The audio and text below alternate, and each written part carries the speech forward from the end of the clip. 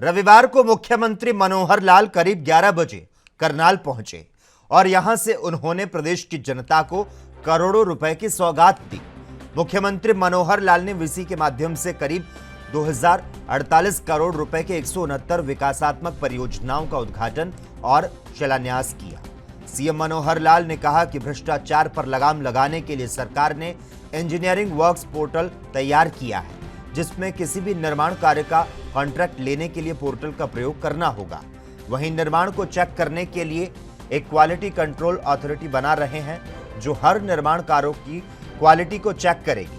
ये अथॉरिटी ये भी चेक करेगी कि अगर इस दौरान किसी प्रकार का भ्रष्टाचार होता है तो जांच की जाएगी और जो भी दोषी होगा उसके खिलाफ कार्रवाई की जाएगी।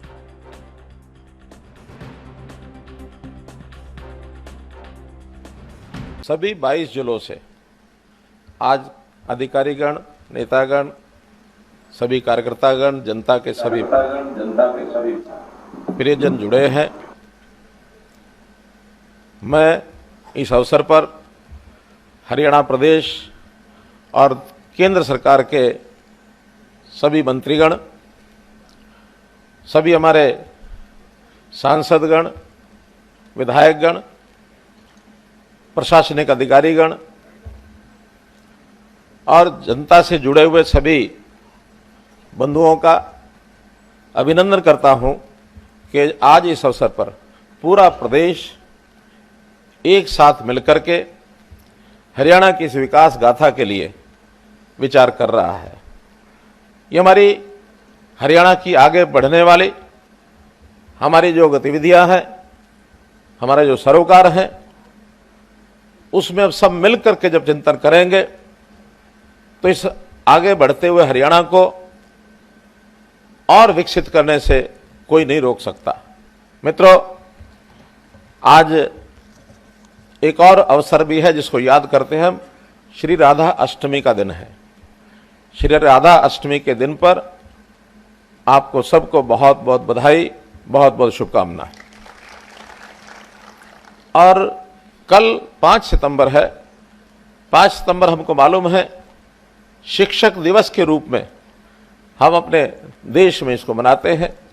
अपने उन गुरुजनों का, शिक्षकों का, जिन्होंने हमारे जीवन का निर्माण किया है, उनको हम याद करते हैं। बहुत बड़ा योगदान एक व्यक्ति के निर्माण में हमारे शिक्षक का होता है। उनको भी हम अपनी ओर से सम्मान करते हुए उनके आगे नतमस्तक होते हैं।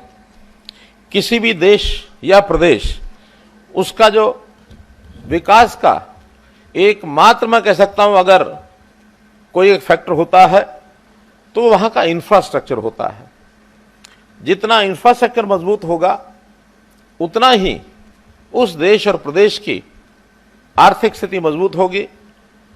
वहां उद्योग आएगा, निवेशकों की वो पसंद बनेगी, रोजगार अधिक मिलेंगे और हमारा जो आर्थिक आदान प्रदान, आर्थिक गतिविधियां वो और आगे बढ़ेंगी। निश्चित रूप से ये एक विकास की कहानी सीधी सीधी इंफ्रास्ट्रक्चर से जुड़ी हुई है। जब मुजस्सर का मेट्रो रेल का उद्घाटन करने के लिए प्रधानमंत्री जी फरीदाबाद में आए थे, उन्होंने उस समय कहा था कि जो इंफ्रास्ट्रक्चर है वही अगर हमें विकास करना है तो हमें इंफ्रास्ट्रक्चर को सबसे पहले प्राथमिकता देनी होगी। चाहे रेल हो, रोड हो, हवाई यात्रा हो, ई-वेज हो, तो ये इंफ्रास्ट्रक्चर, इसके कारण से हम अपने प्रदेश को, देश को आगे बढ़ा सकते हैं। ऐसा हमारा इसमें विचार है। सरकार भी लगातार पिछले 8 वर्ष से अपने जो बजट को है इंफ्रास्ट्रक्चर ओरिएंटेड करने के लिए बजट का आवंटन लगातार बढ़ा रही है। हमारे से पूर्व सरकारों का जो बजट आवंटन होता था वो बजट का 25 से 30% होता था, लेकिन हमने लगातार आकर के 30% से इसको ऊपर रखा है। इस बार का रिकॉर्ड बजट आवंटन 34.4%, यानी 1/3 से ज्यादा केवल इंफ्रास्ट्रक्चर पर हम लगाते हैं। ये हमारी एक उपलब्धि है। बंधुओं, वीडियो कॉन्फ्रेंस के माध्यम से उद्घाटन और शिलान्यास के कार्यक्रम पहले भी कोविड के कारण से हमको ये करने पड़े, मैं कह सकता हूं, और लगातार आज जैसे ये 5वां इस प्रकार का ऑनलाइन कार्यक्रम शिलान्यास उद्घाटन का ये किया जा रहा है। कोविड भले अब समाप्ति की ओर है, लेकिन फिर भी पिछले प्रोजेक्ट्स काफ़ी समय के जो रुके हुए थे उसमें समय, खर्च, इन सब को बचाने के लिए आज भी हमने ये 5वां कार्यक्रम वीडियो कॉन्फ्रेंस के माध्यम से किया है। वो चाहे 2019 मार्च में हुआ हो, अक्टूबर 2020 में हुआ हो, मार्च 2021 में किया हो या जून 2021 में किया है, ऐसे 4 कार्यक्रमों पर कुल मिलाकर 766 परियोजनाओं का उद्घाटन शिलान्यास ये किया गया, जिसमें लगभग 8000 करोड़ रुपए की परियोजनाएं ये जनता को समर्पित की गई थी। और उसी में आज ये 5वां कार्यक्रम जिसमें बताया गया लगभग 175 के आसपास योजनाएं, ये आज शिलान्यास उद्घाटन इसका हुआ है पूरे प्रदेश में सभी 22 जिलों में। और 2000 करोड़ रुपए से ऊपर 2038 करोड़ रुपए की ये सब परियोजनाएं और इसके अंदर ये सब हुई है। मित्रों, जैसे कोविड में मैंने बताया कि हमारा सबका मिलना जुलना, जनता से संपर्क प्रत्यक्ष कम हुआ।